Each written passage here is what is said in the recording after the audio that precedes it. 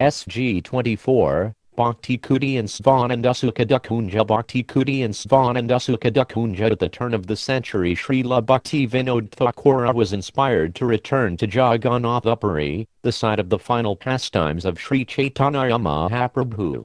His son, Srila Bhakti Siddhanta Saraswati Thakura, who had recently been initiated by Srila Gaurakishora Dasa Babaji, stayed there in his association as a Naishtika Brahmachari. He was performing bhajana in the renounced mood of his gurus at the Gandhiravi Kalgaridhari Matha, which was located just near the Samadhi of Srila Haridasa Thakura. In order to facilitate his son's worship, the Thakura had the temple repaired and cleaned daily, as has been described in the first volume of this series, AruyOhf Vishnu. They gave lectures, and the Thakura established a place of bhajana a short distance from the ocean, also near the Samadhi of Haridasa Thakura, which he called Bhakti Kuti. Later, when there was severe controversy arising from the attempt of the Thakura and Saraswati Thakura to correct the deviations of Radharamanacharan Dasa Babaji, the Thakura instructed his son to perform his bhajana in Mayapura. A devotee named Krishna Dasa Babaji, who later became the disciple of the Thakura, stayed in Puri as an assistant and became very dear to Srila Bhakti Vinod Thakura. He continued to serve him up to the last moment of the Thakura's life, and, feeling intense separation from his master, gave up his own life a year later. His Samadhi is found just next to the Thakura's in Gadrumadvipa. At Bhakti Kuti, the Thakura performed his bhajana in solitude. His biographers state that occasionally some impious rascals tried to disturb him, but Krishna protected him in every respect. A number of sincere persons also came there to see him, however, and they were inspired and saved by his association and blessings, which we readily gave them. The Thakura stayed in Puri for some time, but he eventually returned to his place in Gadrumasvananda Sukadakunja, where he continued to chant and to translate and write books. In 1900, one of his most important works, Sri Harinamachintamane, was published. It presented the teachings of Srila Haridasa Thakura about the holy name and other important aspects of spiritual practice, as collected from various Gaudiya Vaishnava literatures. It was divided into 15 chapters and composed in Bengali verse form. In 1901 he published Srimad Bhagavatar Kamaryachi.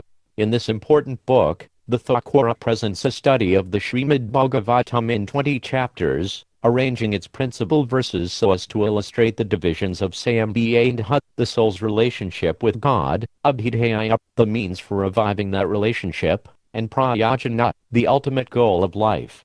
The Sanskrit verses were accompanied by Bengali prose translations and explanations by the Thakura. The Bhagavatam is compared to the sun, and each chapter is considered to be an individual ray of Bhagavata sunlight. In his concluding remarks, Srila Bhakti Vinod describes how he came to write the book as he did. How I was inspired to compile this work is a mystery which I felt improper to disclose, as it might constitute spiritual conceit. Subsequently, I realized that it would be a slight against my spiritual master which might stand as an obstacle on the path of my spiritual progress, and therefore, without any shame, I record the fact that, while under the benediction of my guru, I was meditating deeply upon the Srimad Bhagavatam one day, when in a vision Sri Swarupa Damodara, the intimate adherent of Lord Sri Chaitanya Mahaprabhu, instructed me to compile the verses of the Bhagavata in accordance with the principles of Sambhya and Hut, Abhidhaya and Prayojana set forth by Sri Chaitanya, so that the book could be read with an easy understanding and with happiness by the devotees of the Lord. Sri Swarupa Damodara further guided me by giving me a wonderful explanation of the first verse of the Bhagavata, and he also showed me how I was to explain the verses in the light of the Gaudiya Vaishnava philosophy. In the same year the Thakura published an edition of Padma Purana, as well as the Sankalpa Druma by Srila Vishvanatha Chakravarti Thakura, with Bengali prose translations by Thakura Bhakti Vinod. In 1902 he brought out a supplement to Harinamachintamane called Bhajana Rasaya. It was arranged in 8 chapters, and the chanting of each chapter is to be observed in correspondence with each 3-hour period of the 24-hour day. Each chapter corresponds also to one verse of Sri Chaitanya Mahaprabhu's Shikshashtakam and deals with one of the 8 steps in the gradual development of Krishna bhajan as is enunciated by Srila Rupa Goswami in his Bhakti Rasamrita Sindhu. All the chapters are filled with scriptural quotations explaining the philosophy and practice of worshipping Krishna. Each Sanskrit verse is accompanied by the Thakura's Bengali translation in both prose and verse. This was one of his last major works, and it can be observed that the subject matter of the Thakura grew increasingly more elevated and esoteric as time passed. It is clear that his daily existential experience was on the same level as that of the 6 Goswamis of Vrindavana. In 1904 he published Satkriya Dipika, a Sanskrit work by Gopala Bhatta Goswami on the Samskaras, purificatory rites, and other practices pertinent to both Vaishnava Grihasthas and renunciates. He gave his own Bengali translations as well. In 1906 he published the Bengali verse classic Prema Vivarta, a book by Jagadananda Pandita, the incarnation of Satyabhama, who explained his loving mood with Lord Chaitanya and the glories of the holy name. The last known work of Srila Bhakti Vinod Thakura was called Sri Smaniyaya Madhvata Shakam, 12 verses of self-imposed regulative principles, written in 1907. The Sanskrit stava was modeled after the famous stava of Raghunatha Dasa Goswami called Smaniyaya Madhashakam, which was comprised of 10 verses of self-imposed vows. This work was a final statement of the Thakuras, an illuminating set of instructions regarding preparation for the spiritual realm of existence, and his expressed determination not to budge from the path established by Srila Rupa Goswami, path established by Srila Rupa Goswami. 1. Birth after birth, let me be attached to the following, come what may. 1. To my spiritual master. 2. To Lord Sri Gauranga. 3. To the topics of pure devotional service as instructed by him. 4. To the holy places of pilgrimage, which are all blooming with sanctity due to his performance of pastimes therein. 5. To my Diksha mantra. 6. To the holy name of Sri Hari. 7. To the beloved associates of the Lord. 8. To the holy days associated with Lord Hari. 9. To those persons who follow in the footsteps of Srila Rupa Goswami. And 10. To the scriptures enunciated by Srila Shukadeva Goswami. Path established by Srila Rupa Goswami. 2. Within the forest of Vrinda, which is gloriously rich in the treasure of Madhurya Rasa, Sri Krishna, the personification of spiritual mellows, gives transcendental bliss to Sri Radhika, who is the topmost manifestation of his divine potencies and the personified form of the supreme mellow of love and separation. This same Lord Krishna is identical to the son of Mother Shechi, who resides in Gaudha Desha, Bengal, and teaches the process for rendering his own devotional service. May this Shachi Nandana be my supreme master birth after birth. Path established by Srila Rupa Goswami. 3. Let not renunciation be fit for my acceptance if it does not give rise to loving devotion. And let not knowledge appeal to me at all if it does not admit to the individuality of the Lord and the jivas. I have no desire at all to practice the eightfold yoga process. None of these are productive of the happiness of serving Lord Hari such as his confidential worship is. Therefore, let such abundant, confidential service to Sri Sri Radha Krishna be mine. Path established by Srila Rupa Goswami. 4.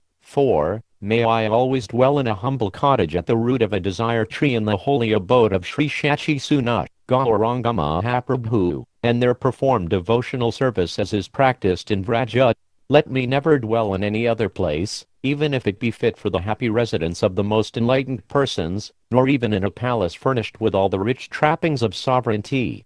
Path established by Srila Rupa Goswami. 5. I have no attachment at all for the caste divisions of society, varnas, and I certainly do not identify with any of the social orders of life, ashramus. I have not the least fondness for religion or for sinful life in this world. Instead, I desire to perform whatever duties are required for the maintenance of my body of dull matter so long as they facilitate my performance of pure devotional service. Path established by Srila Rupa Goswami.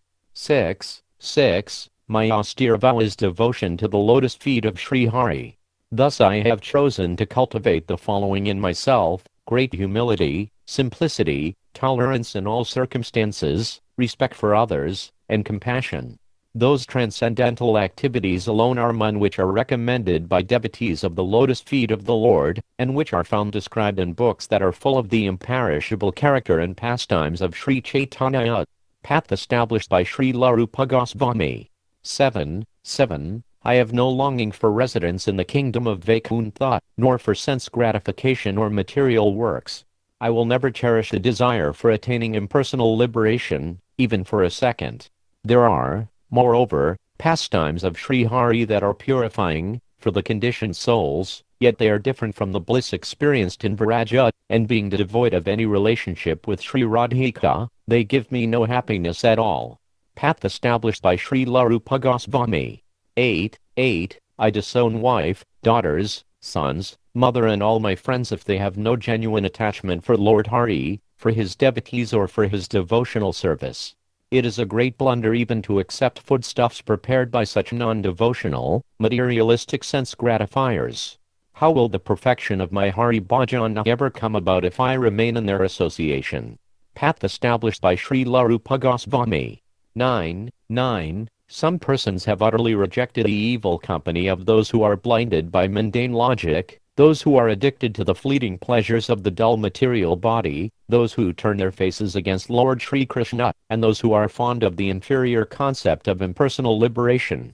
However, being swollen with excessive pride, they worship Govinda without Shrimati Radharani being present. Therefore, I vow that I will never go near such as these, not even for a second. Path established by Srila Rupa Goswami. 10.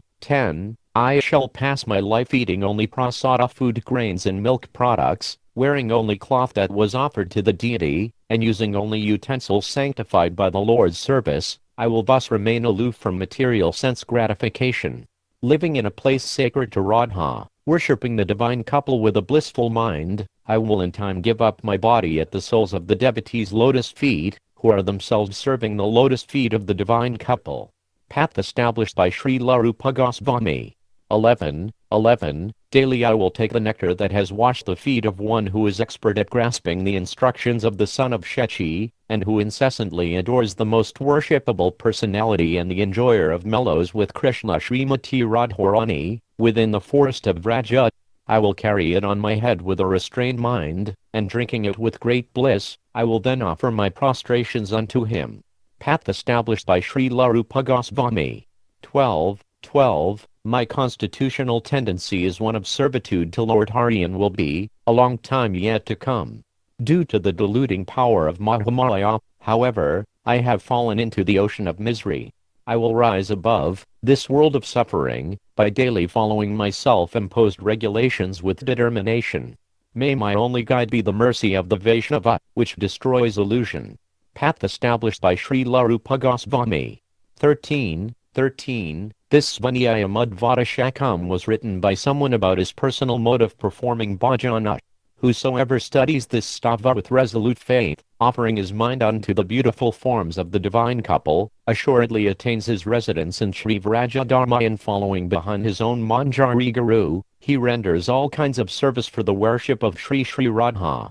Krishna, though incapable of commenting on such topics with any degree of competence, the author feels compelled to at least state his appreciation of the valuable, nectarian instructions and amazing blessings given by his divine grace Satchidananda Bhakti Vinod Thakura in the Sri Svanyaya Madhvata Shakam, his final message to this world.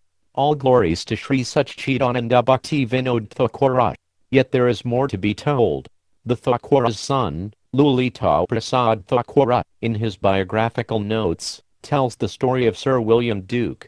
In 1908, just 3 months before the Thakura adopted the order of Paramahansa, one of his sons, who at the time was working at the Writers' Building in Calcutta, came home one day and informed his father that Sir William Duke, Chief Secretary of Bengal, was in Calcutta. The Thakura had previously worked with this gentleman as a magistrate. The next day the Thakura made an appointment to meet him and went down to the Writers' Building. Sir William met him just outside the building and escorted him to his office with folded hands. "My dear Kadaranatha," he said, "when you were district magistrate, I wanted to take you out of office. I thought that if there were many men as qualified as you in Bengal, then the English would have to leave. Sir William used to read the judgments that the Thakura passed in his court cases and was amazed at the great wisdom they reflected. On several occasions he visited the Thakura at his home and observed how he was absorbed in his writing of Sri Chaitanya Shikshamrita. The Thakura's wife used to feed him a lunch of puri, luchi and sweets whenever he came. He was astounded at the constant activity of the Thakura. He then admitted that he had considered the Thakura's extraordinary abilities a threat to British control. But now he begged the Thakura's forgiveness. The English custom was that when a man grows old, he would approach everyone he had ever offended and beg their pardon so that he could pass away peacefully.